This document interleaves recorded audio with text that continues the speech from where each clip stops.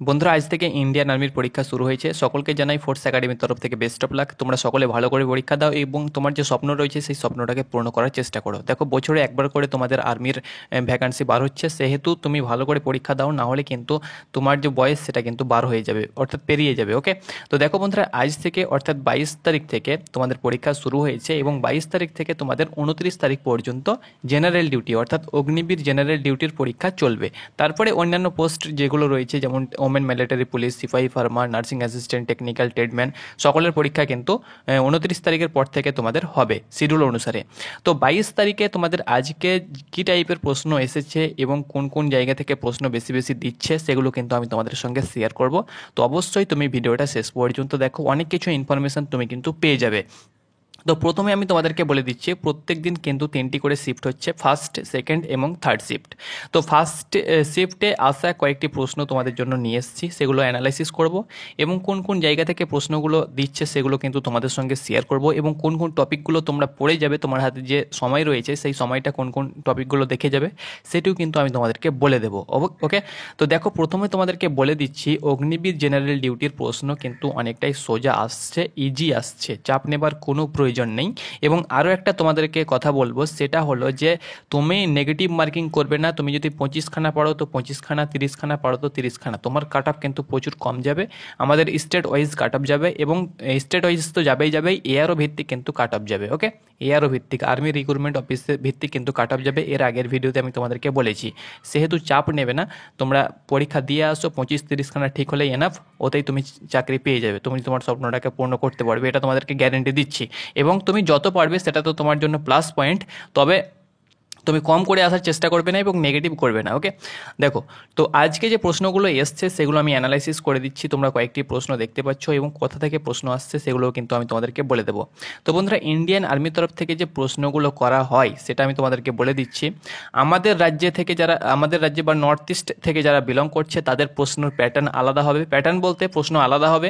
এবং সেন্ট্রাল থেকে যারা বিলং করছে, ইউপি, বিহার, তাদের প্রশ্ন আলাদা হবে। এবং যারা তোমাদের সাউথ থেকে বা তোমাদের ওয়েস্টার্ন থেকে যারা বিলং করছে, ইস্টার্ন থেকে, তাদের কিন্তু প্রশ্ন আলাদা হবে। ওকে, ইন্ডিয়ান এসএসসি জিডির মতো কিন্তু অল ইন্ডিয়া প্রশ্ন একই হবে, সেটা কিন্তু ইন্ডিয়ান আর্মির তরফ থেকে কিন্তু করা হয় না। ওকে, কারণ প্রশ্ন ফাঁসের ব্যাপার আছে বা অন্যান্য দুর্নীতি রয়েছে, এই জন্য তারা কিন্তু, তোমরা যদি আজকে পরীক্ষা দাও ফার্স্ট শিফটের, তাহলে এই প্রশ্ন তোমরা কিন্তু নাও পেতে পারো। ওকে, তোমরা বলবে কি দাদা, আমার ফার্স্ট শিফটে তো এইরকম প্রশ্ন আসেনি, তুমি ভুল প্রশ্ন বললে। তো এই প্রশ্ন তোমার নাও আসতে পারে, কারণ এগুলো আমি সেন্ট্রাল যে স্টেট রয়েছে সেখান থেকে কিন্তু, সেই সব জায়গা থেকে কিন্তু আমরা বিভিন্ন জায়গা থেকে কালেকশন করেছি। তো তোমার শিফটেও নাও আসতে পারে, যেহেতু তোমাদেরকে আগেই বলেছি যে বিভিন্ন জায়গার বিভিন্ন প্রশ্ন কিন্তু এক এক রকম হবে। তো যাই হোক না কেন, আজকে যে প্রশ্নগুলো এসেছে সেগুলো কোথা থেকে এসছে এবং কোন কোন জায়গায় তুমি ফোকাস করবে সেটি কিন্তু আমি তোমাদেরকে বলে দেবো। সেটি হলো মেন পয়েন্ট, প্রশ্ন কোথা থেকে আসছে সেটা কিন্তু তোমাকে দেখতে হবে। আর প্রশ্ন তোমরা কিন্তু একই পাবে না, তোমার আলাদা আসবে। তুমি ফার্স্ট শিফট থেকে বেরিয়ে এসে তুমি দেখবে যে তোমার প্রশ্ন কিন্তু অন্যান্য ইউটিউব চ্যানেলে তুমি যদি ফোকাস করো তো তারা কিন্তু সেন্ট্রালে দেখাচ্ছে প্রশ্নগুলো অ্যানালাইসিস করছে, তো তোমার সঙ্গে নাও মিল হতে পারে। ওকে, তো এই জন্য আর্মির প্রশ্ন এসএসসি জিডির মতো না, অল ইন্ডিয়া বেস প্রশ্ন কিন্তু নয়, অর্থাৎ সকলের কিন্তু একই প্রশ্ন নয়। ওকে, তোমার আলাদা হবে, অন্যজনের অর্থাৎ অন্য স্টেটের প্রার্থীদের কিন্তু প্রশ্ন আলাদা হবে। ওকে, তো তোমাদেরকে এটা আমি বলে দিচ্ছি, তুমি যদি ওয়েস্ট বেঙ্গল, আসাম, ত্রিপুরা থেকে বিলং করছো তাহলে তুমি কি করবে, তুমি সাউথের বা তোমরা ইস্টের যে স্টেটগুলো রয়েছে, রাজ্যগুলো রয়েছে, সেই রাজ্যের মুখ্যমন্ত্রী এবং রাজ্যপাল তোমার কিন্তু প্রশ্ন আসবে। আর যারা ওই দিক থেকে বিলং করছে তাদের কিন্তু আমাদের রাজ্যের অর্থাৎ পশ্চিমবঙ্গ, ত্রিপুরা, আসাম, মণিপুর, মেঘালয়, এইসব রাজ্যের মুখ্যমন্ত্রী এবং রাজ্যপাল কিন্তু তাদের প্রশ্ন আসছে। ওকে, তো এইরকমভাবে তোমরা কিন্তু পড়বে, তোমাদেরকে এই দিক পড়ার দরকার নেই, তোমরা কিন্তু ওই দিক ফোকাস রাখবে। ওকে, তো চলো, কী কী প্রশ্ন তোমাদের এসেছে আজকে অ্যানালিসিস করে দিচ্ছি এবং কোন কোন চ্যাপ্টারগুলো তোমরা ফোকাস, অর্থাৎ কোন কোন জায়গাগুলো তোমরা ফোকাস করবে সেটাই বলে দিচ্ছি। তো বন্ধুরা, তোমরা দেখতে পাচ্ছ আজকে 22/4/2024 আসা প্রশ্ন এবং এগুলো কিন্তু ফার্স্ট শিফটে আসা প্রশ্ন। তুমি যদি ওয়েস্ট বেঙ্গল থেকে বিলং করছো তোমার কিন্তু এটা নাও মিলতে পারে। ওকে, কিন্তু এটা সেন্ট্রাল বা অন্যান্য জায়গা থেকে বিভিন্ন স্টুডেন্ট দ্বারা বিভিন্ন গ্রুপ মারফত কিন্তু এগুলো কালেকশন করানো হয়েছে। তো এখানে দেখো, প্রথম যে প্রশ্নটি এসছে সেটি হলো গান্ধী আরোইন চুক্তি। এগুলো কিন্তু জিকে, জিএস এবং তোমাদের কারেন্ট অ্যাফেয়ার্স রয়েছে। তোমাদেরকে আগেই বলেছি যে স্ট্যাটিক জিকেগুলো তোমরা বেশি করে পড়ে যাবে। আর মোগল যুগ থেকে কোনো প্রকার প্রশ্ন কিন্তু কিন্তু দিচ্ছে না, কারণ তোমরা জানো যে মোগল যুগ থেকে প্রশ্ন কিন্তু সেন্ট্রালের যে পরীক্ষাগুলো হবে সেখানে কিন্তু কোনো প্রকার মোগল যুগের প্রশ্ন থাকবে না, এটা কিন্তু ঘোষণা তোমাদের আগেই করা হয়েছে। এই জন্য যারা মোগল যুগ পড়ছো তোমাদেরকে বলবো মোগল যুগ থেকে কিন্তু ইন্ডিয়ান আর্মিতে কোনো প্রকার প্রশ্ন কিন্তু আসবে না। ওকে, তো এখানে দেখো তোমাদেরকে বলে দিচ্ছি গান্ধী আরোইন চুক্তি, মোগল যুগ এবং চীন। ওকে, অর্থাৎ ভারতের সঙ্গে তোমরা জানো যে এটা ইন্ডিয়ান আর্মির পরীক্ষা। তো ভারতের সঙ্গে যেসব দেশের তোমাদের যুদ্ধ হয়ে থাকে বা যেসব দেশের ওপরে ভারতের সঙ্গে তোমাদের অর্থাৎ বন্ধুত্ব কম, অর্থাৎ যেমন চীন রয়েছে, পাকিস্তান রয়েছে, তো এই চীন পাকিস্তান থেকে কোনো প্রকার রিলেটেড কিন্তু প্রশ্ন ইন্ডিয়ান আর্মিতে দেওয়া হবে না। তো তোমরা মোগল যুগ, চীন, পাকিস্তান এইসব জায়গা থেকে প্রশ্ন কিন্তু তোমরা পড়বে না। ওকে, কোনো প্রকার প্রশ্ন কিন্তু আসবে না, এটা তোমাদেরকে গ্যারেন্টি দিচ্ছি। তো এখানে দেখো বন্ধুরা তোমাদেরকে বলে দিচ্ছি গান্ধী আরোইন চুক্তি স্বাক্ষরিত হয় 1931 সালে। তোমাদের এই প্রশ্নটা কিন্তু এসেছে। তারপরে দেখো ডান্ডি অভিযান কোথা থেকে শুরু হয়? তোমরা জানো যে ডান্ডি অভিযান তোমাদের সবরমতী যে আশ্রম রয়েছে সেটি কিন্তু গুজরাটে অবস্থিত। সেটাও কিন্তু তোমাদের প্রশ্নতে আসতে পারে যে সবরমতী আশ্রম কোথায় অবস্থিত, তো সেটি কিন্তু গুজরাটে রয়েছে। তো ডান্ডি অভিযান তোমাদের শুরু হয় সবরমতী আশ্রম থেকে শুরু হয় গান্ধীজির নেতৃত্বে। ওকে, নেক্সট হলো তোমাদের দেখো রাম মন্দির। এই যে রাম মন্দির তোমাদের উদ্বোধন হয়েছে, এখান থেকে রাম মন্দির রিলেটেড যত প্রশ্ন রয়েছে তোমরা কিন্তু অবশ্যই দেখে যাবে। এখান থেকে কিন্তু তোমার শিফটে একটা প্রশ্ন আসবে বা আসতে পারে, একবার গ্যারেন্টি তোমাদেরকে বলে দিচ্ছি। দেখো রাম মন্দির প্রথম শিফটেই কিন্তু এসছে প্রশ্নটা, রাম মন্দির কবে উদ্বোধন হয়? তো দেখো 22শে জানুয়ারি 2024 সালে কিন্তু রাম মন্দির উদ্বোধন হয়। এবার আমি তোমাদেরকে বলে দিচ্ছি রাম মন্দির কোন নদীর তীরে অবস্থিত, এটাও কিন্তু তোমার শিফটে আসতে পারে। তার সঙ্গে সঙ্গে রাম মন্দির কে উদ্বোধন করেছিল, অর্থাৎ কার নেতৃত্বে উদ্বোধন হয়েছিল, সেটি হলো তোমরা জানো যে আমাদের প্রাইম মিনিস্টারের নেতৃত্বে কিন্তু রাম মন্দির উদ্বোধন হয়েছিল। তার সঙ্গে সঙ্গে রাম মন্দির করতে কত টাকা খরচা হয়েছিল, কতদিন সময় লেগেছিল, বা রাম মন্দির রিলেটেড যে প্রশ্নগুলো হয় সেগুলো অবশ্যই তোমরা দেখে যাবে, সেখানে কিন্তু তোমরা অনেক প্রশ্ন কিন্তু তোমরা পেয়ে যাবে। তারপরে দেখো বিহার ভেঙে নতুন কোন রাজ্য তৈরি হয়? এটি কিন্তু একদম বারবার ইন্ডিয়ান আর্মির একদম একদম কি বলবো, এটি কিন্তু ফেভারিট প্রশ্ন। বিহার ভেঙে নতুন কোন রাজ্য করা হয়? অর্থাৎ তোমরা জানো যে বিহার ভেঙে কিন্তু ঝাড়খণ্ড রাজ্য তৈরি করা হয়েছিল। তারপরে তোমাদেরকে বলে দিচ্ছি আরো একটা প্রশ্ন, যে অন্ধ্রপ্রদেশ ভেঙে কোন রাজ্য করা হয়েছিল? তো অন্ধ্রপ্রদেশ ভেঙে কিন্তু তেলেঙ্গানা করা হয়েছিল। ওকে, তেলেঙ্গানা কিন্তু করা হয়েছিল বা করা হয়েছে। নেক্সট দেখো 15ই আগস্ট 1947 সালে যখন প্রথম আমাদের পতাকা উত্তোলন হয়, সেটি কে উত্তোলন করেছিল? সেটি কিন্তু জওহরলাল নেহেরু। এটাও কিন্তু তোমাদের প্রশ্ন আসতে পারে, কিন্তু আজকে যে প্রশ্নটা এসেছে সেটি হলো 15ই আগস্ট 1947 সালে পণ্ডিত জওহরলাল নেহেরু কোথায় পতাকা উত্তোলন করেছিল? সেটি হলো লালকেল্লায় কিন্তু পতাকা উত্তোলন করেছিল। দেখো এই যে প্রশ্নগুলো আমি লিখেছি এগুলো কিন্তু বাংলায় লিখেছি, এগুলো সব কিন্তু হিন্দিতে এসছে। তো তোমাদেরকে বলবো অবশ্যই তোমরা হিন্দিতে পরীক্ষা দেওয়ার চেষ্টা করবে। অনেকে রয়েছে যারা ইংলিশটা চয়েস করে, তারা কিন্তু ভুল করো বন্ধুরা। যারা হিন্দি চয়েস করবে তারা কিন্তু বেশি স্কোর করতে পারবে। তোমাদেরকে বলে দিচ্ছি যারা ইংলিশে পরীক্ষা দেবে তারা কিন্তু খুব একটা স্কোর করতে পারবে না, কারণ হিন্দি একদম বাংলার মতন পরীক্ষা, হিন্দি বাংলা একদম সেম ল্যাঙ্গুয়েজ।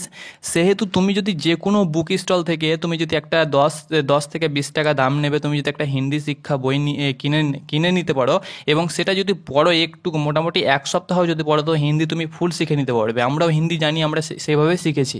ওকে, তো হিন্দিতে যারা পরীক্ষা দেবে তারা কিন্তু বেশি স্কোর করতে পারবে। তো দেখো নেক্সট প্রশ্ন তোমাদেরকে বলে দিচ্ছি, 6 নম্বর প্রশ্ন যেটি হলো গরবা। তো গরবা কোন রাজ্যের লোকনৃত্য? তো তোমাদেরকে বলে দিচ্ছি গরবা হলো গুজরাট রাজ্যের লোকনৃত্য। তো যে কোনো লোকনৃত্য তোমাদের আসছে, গতে গরবা গতে গুজরাট, এটা তোমরা মনে রাখবে, এটা তোমাদের আর আসবে না। তো তোমার বিহু আসতে পারে, বিহু তোমরা জানো যে আসাম। তার সঙ্গে সঙ্গে তোমাদের আসতে পারে কুচিপুড়ি আসতে পারে।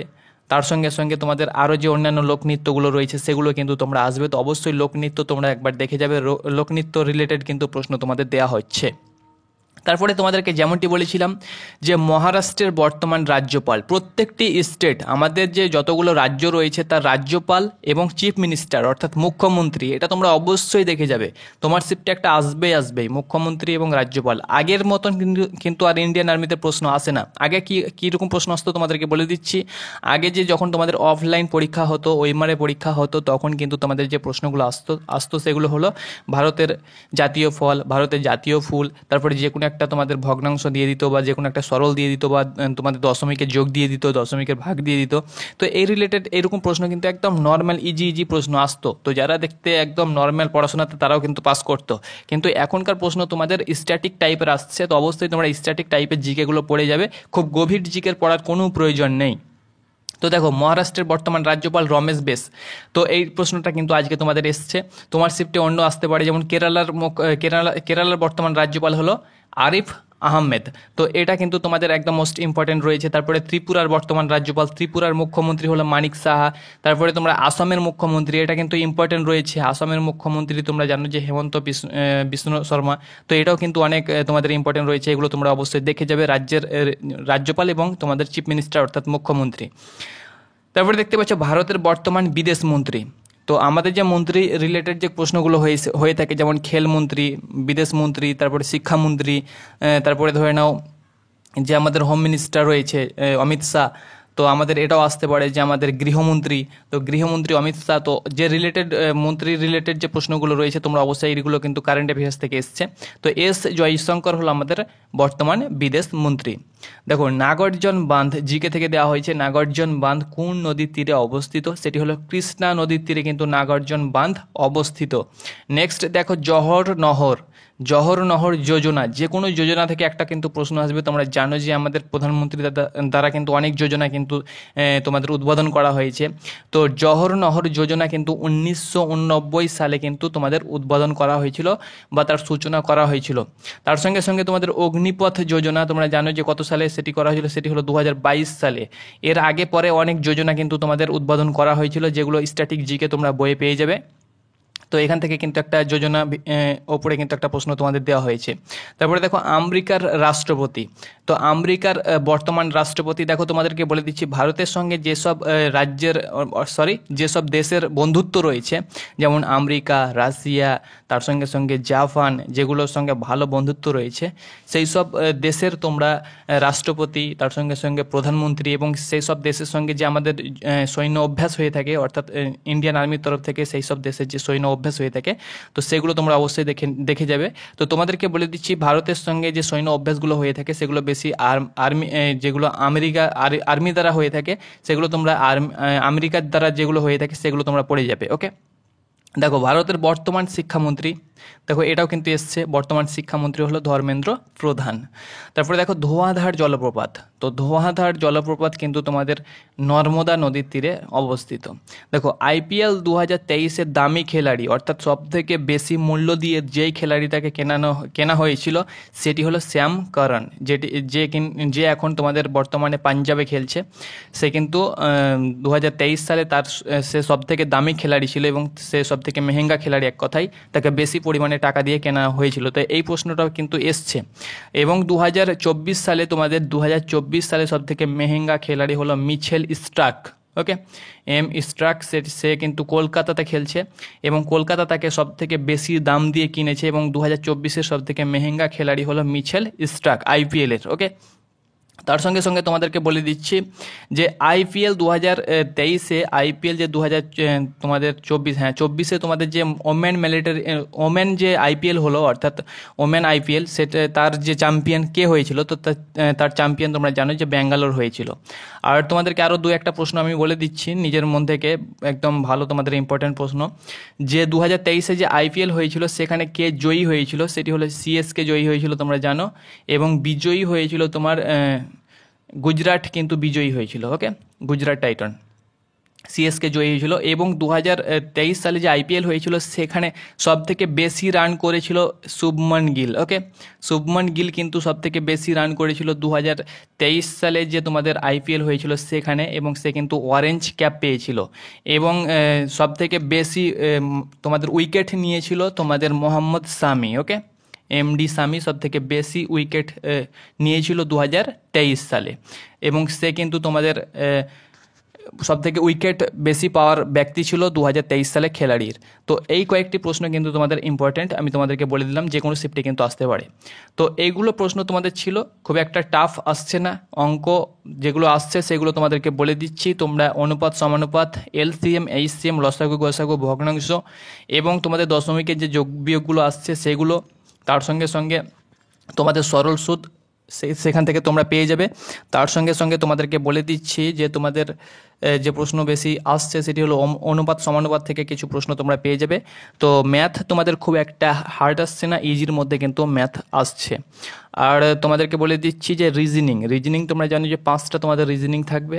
তো সেই 5টা রিজনিং ডিকোডিং ওকে, ডিকোডিং তোমরা ফোকাস করে যাবে।